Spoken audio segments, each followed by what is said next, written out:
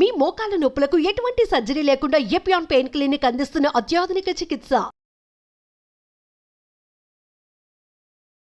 నమస్తే, welcome to Suman TV. నేను పద్మిని. ప్రస్తుతంతో పాటు ప్రముఖ ఆధ్యాత్మికవేత్త, లక్ష్మీ నరసింహస్వామి ఉపాసకురాలు, స్పిరిచువల్ హీలర్ శ్రీమతి స్రవంతి గారు మనతో పాటు ఉన్నారు. మాట్లాడదాం. అక్క నమస్తే. అక్క నమస్తే పద్మిని.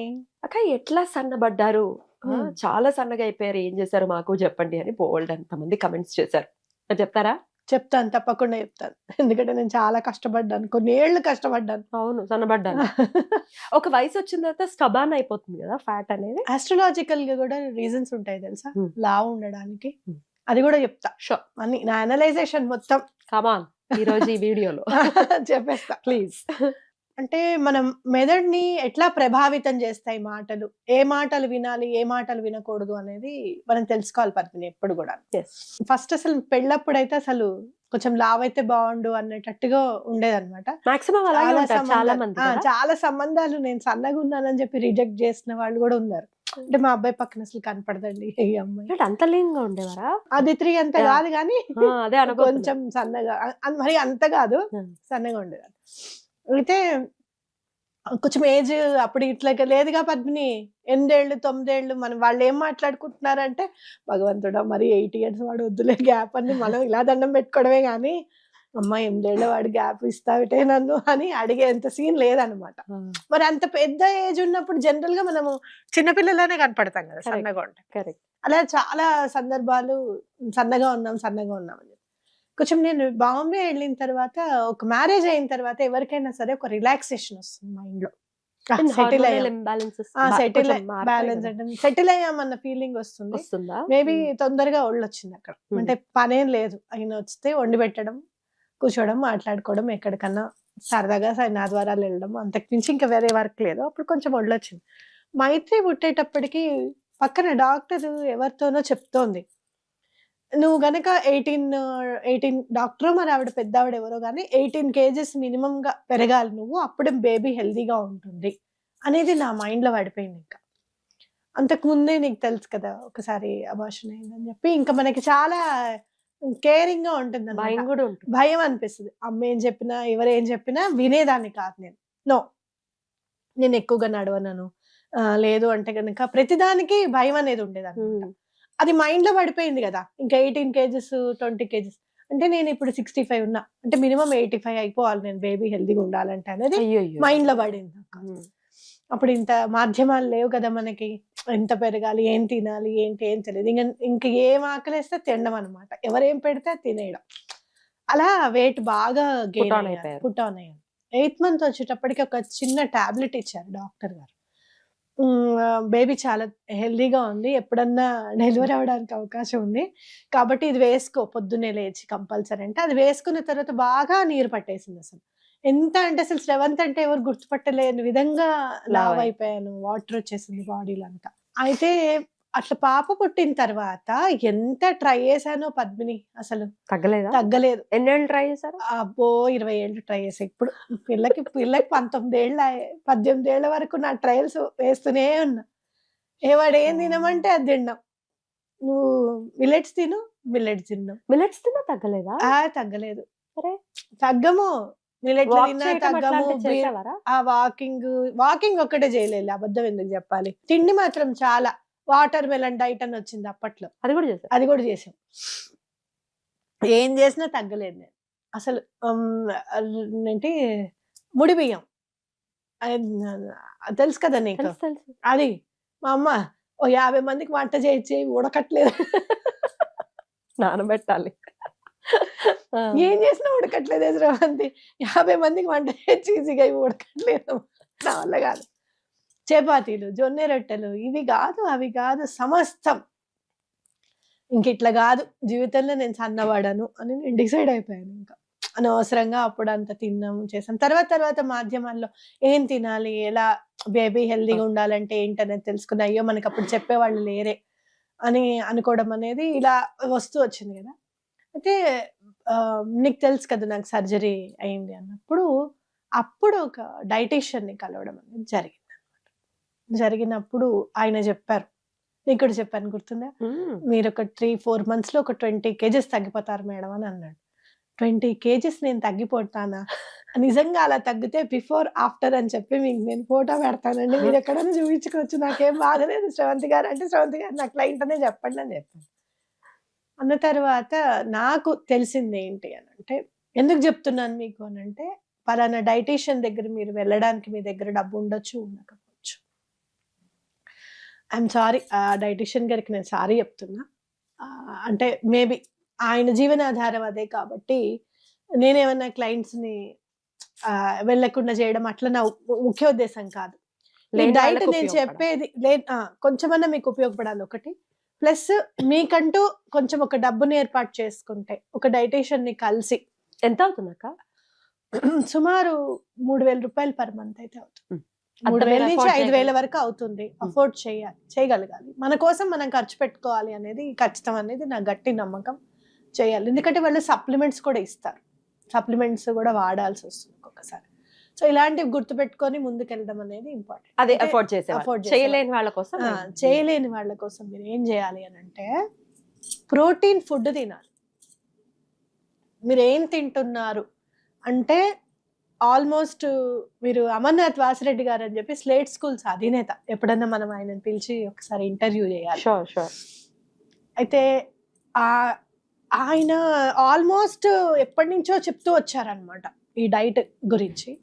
ఆయన ఏం చెప్తారు, ముఖ్య ఉద్దేశం ఏంటి అని అంటే, మనం సన్నబడాలి అని అంటే మన ప్లేట్లో ఓన్లీ 30% ఆఫ్ ద కార్బ్స్ ఉండాలి.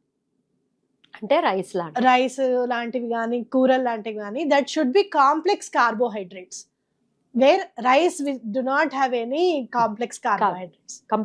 కంప్లీట్ గా మామూలుగా ఈజీ కార్బ్స్ ఉంటాయి అన్నమాట. అయితే ప్రోటీన్ అనేది చాలా ఇంపార్టెంట్ బాడీకి అనేది గుర్తుపెట్టుకోవాలి. ఆ ప్రోటీన్ అనేది ఎక్కువగా పడితే మీరు ఆల్మోస్ట్ ఎటువంటి పరిస్థితుల్లోనూ నెలకి మీరు రాసి పెట్టుకోండి 4 నుంచి 5 kgs వరకు ఈజీగా తగ్గిపోతారు. హెల్దీగా తగ్గుతారు. మీ ఆలోచనలు మారిపోతాయి తెలుసా.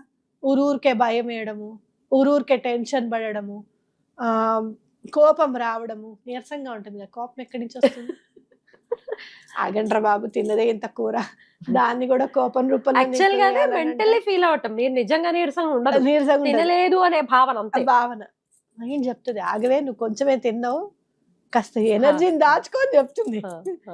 అరవం ఎవరి మీద, కోపం రాదు, నెమ్మదిగా నిదానంగా మాట్లాడతాం. కాబట్టి ఆ ప్లేట్ లో అనేవి 30% ఆఫ్ కార్బ్స్ అంటే, ఒక కీర, ఒక క్యారెట్, ఇంత ఆకుకూర, ఇంత వెజిటబుల్ కర్రీ, అది తినడం అనేది బెటర్. వాల్నట్స్, అదేంటి పీకాన్స్, బ్రెజిల్ నట్స్, ఇవి తినడం అనేది important. Seeds, water melon seeds, pumpkin seeds, ఇవన్నీ వస్తున్నాయి కదా ఇప్పుడు. అవన్నీ కూడా వేయించుకుని, కొంచెం ఆవు నెయ్యిలో వేయించుకుని, కొంచెం కొబ్బరి నూనెలో వేయించుకొని తినడం అనేది ఇంపార్టెంట్. అలా నేను, మా అత్తయ్య ఏమంటుంది తెలుసా, విజత్త తపస్సు చేసావే నువ్వు సన్నబడ్డానికి. 3 నెలల తపస్సు ధ్రువుడిలాగా ఫాస్ట్ గా వచ్చేసింది రిజల్ట్. కానీ చాలా తొందరగా సన్నబడ్డాము. ఆరోగ్యం కూడా చాలా ఇంప్రూవ్ అయింది. టైం తినటం అంటే టైం మ్యాటర్స్. 10కి 11కి అర్ధరాత్రులు తినకుండా ఏ టైంలో తింటారు? 4 డిన్నర్ కంప్లీట్ అయిపోవాలి. That was very very crucial point కదా. అలా కష్టతరమైన మాట అనమాట. ఎందుకంటే నేను, మా పిల్లలు నైట్ ఓల్స్. ఇప్పటికీ కూడా మా 2 పిల్లలు అర్ధరాత్రి 12కి లేచి పకోడీలు, వడాపావులు చేసుకుని తింటారు. ఆకలేస్తుంటుంది. అప్పుడు వాళ్ళకి తినాలనిపిస్తుంది, చదువుకోవాలనిపిస్తుంది, అది వేరుగా ఉంటుంది. కానీ అది మంచిది కాదు, దాన్ని మనం మార్చుకోవాలి. నేను కూడా అంతే, రాత్రి అందరితో ఎవరితో క్లయింట్స్తో మాట్లాడిన తర్వాత అంత కారపూస్తున్నావా, అంత కారంగా ఏదైనా తిన్నావా అని అనిపిస్తుంది నాకు. కానీ దాన్ని నేను చాలా కంట్రోల్ చేసుకున్నాను. 4 o'clock తర్వాత నేనేం తినను అంటే, అప్పటికి కనుక ఇంట్లో వండకపోతే నేను తినేదాన్ని కాదు మళ్ళీ. సో మీకు కావాల్సింది ఇక్కడ ప్రోటీన్. మళ్ళీ సేమ్ సార్ట్ ఆఫ్ ప్రోటీన్ తింటే కూడా బాడీ యాక్సెప్ట్ చేయదు. నేను వెజ్లో తిన్నాను కాబట్టి నేను ఏమేమి తీసుకున్నానో మీకు చెప్తాను. నట్స్, సీడ్స్, ఏదైనా ఒక ప్రోటీన్ పౌడరు, పన్నీర్, ఆకుకూర, ఇవి నేను ఎగ్స్ అవి కూడా తీసుకోను. ఎగ్స్ అవి కూడా, ఒకవేళ ఎగ్ తినే వాళ్ళు ఎగ్ ఇంక్లూడ్ చేసుకోవచ్చు. వితౌట్ ఎల్లో ఒక్కొక్కసారి ఎల్లోతో కూడా తినొచ్చు. ఒక రోజు ఎల్లోతో, ఒక రోజు ఎల్లో గుడ్ ఫ్యాట్ కూడా తినొచ్చు. రైట్. ఇది వెజ్ కి. అయితే నాన్ వెజిటేరియన్ మరి నాకు తెలీదు. నాకు తెలీదు. అయితే నేను చదివిన విశేషం ఏంటంటే అమర్నాథ్ గారు ఇచ్చిన దాంట్లో నాకు అర్థమైంది ఏంటి అని అంటే మటన్ ఎక్కువగా తినాలి అనేది ఆయన చెప్పారు. అది కూడా చాలా తక్కువ క్వాంటిటీలో తినాలి. ఇవన్నీ మళ్ళీ మసాలాలు అవన్నీ వేసుకోకూడదు ఇందులో. కిచెన్ కింగ్ మసాలాలు లేదు అంటే ఇంకో మసాలాలు అవన్నీ చాలా ఉంటాయి కదా. బిర్యానీ మసాలా వేట్ తగ్గం మనం. గట్ స్పాయిల్ వేట్ కూడా తగ్గం మనం. మసాలా రావు.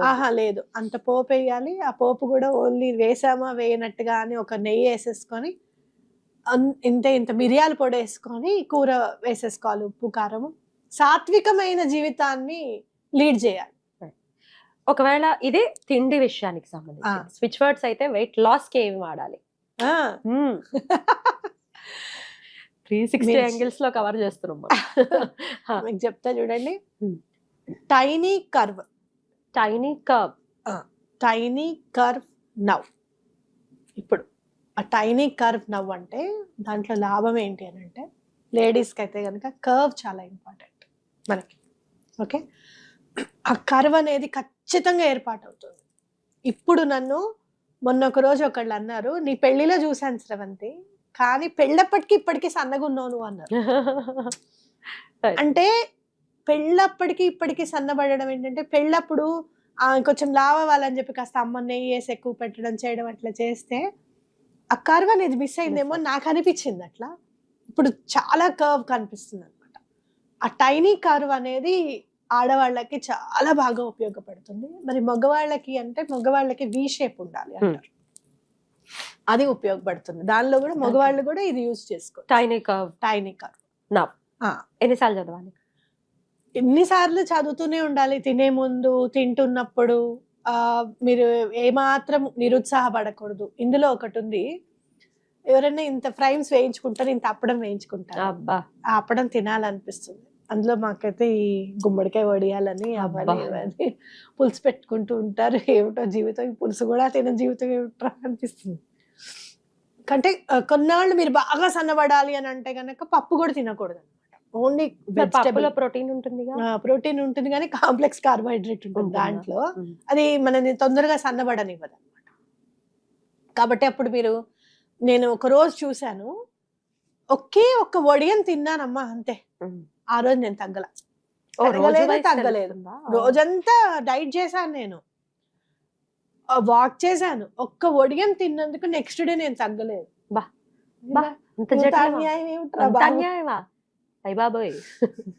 ఓకే, అప్పడాలు అవెన్ లో కూడా వేయించే పద్ధతి ఉంటుంది, అది కూడా తినద్దా? ఓకే, నేను చెప్తున్నాను కదా, ఒక తపస్సు లాగా ఒక దగ్గరికి వెళ్ళి మిమ్మల్ని మీరు ఈ పొజిషన్ నుంచి ఆ పొజిషన్ చూసుకోవాలి అని కనుక మీరు అనుకుంటే, నేను నిజంగా చెప్తున్నా, మా మైత్రి కోసం అని చెప్పి చేశాను. అంటే ఏదన్నా సైడ్ ఎఫెక్ట్స్ ఉంటాయా ఈ డైట్ మీద అసలు చూద్దాము అని చెప్పి నేను చేశాను. ఇప్పటికీ కూడా మా పెద్ద పాపని బతిమాలుకుంటున్నా. అంటే అది అంటుంది, అమ్మ నీలాగా కన్నమూలాలు తిని బతకలేనే నేను, నాకు అసలు తిననియవే నన్ను, నేను చిన్నపిల్లనే అంటది. కరెక్టే, కాదని నేను అనను. కానీ చిన్నపిల్లలైనా పెద్దవాళ్ళైనా ఎవరైనా అధికంగా వెయిట్ ఉండడం అనేది కరెక్ట్ కాదు. ఇంకోటి, ఈ మధ్య కాలంలో ఇంకా సన్నబడడానికి కారణం ఏంటంటే మానసికంగా ఇబ్బంది పడడం. అంటే మనం అనకూడని మాటలు మాట్లాడుకుంటున్నామా, లేకపోతే వినకూడని సందర్భాలు ఏమన్నా మన జీవితంలోకి వచ్చాయా అనేది కూడా ఒక భాగం ఏర్పడి ఉండొచ్చు. అయితే దాన్ని ఎలా అధిగమించాలి అది కూడా చెప్తున్నాను. అది మంచిది కాదు. అప్పుడు ఏమనిపిస్తుంది తెలుసా, 2 చాక్లెట్లు తిందాం, అబ్బాయి ఏం జరుగుతుందో చూద్దాం అసలు మనకి. ఏమిటి అసలు ఈ బాధ, ఇది తినకూడదు అది తినకూడదు అంటే నేను పడుతున్నా కాబట్టి మీకు చెప్తున్నా. ఇవాళ అన్నంలో ఆవకాయ వేసుకొని తినాల్సిందే, ఏం జరుగుతుందో చూద్దాం, అసలు పెరుగుతామా పెరగమా, ఇవన్నీ మనకొద్దు అని కూడా మనకు అనిపిస్తుంది.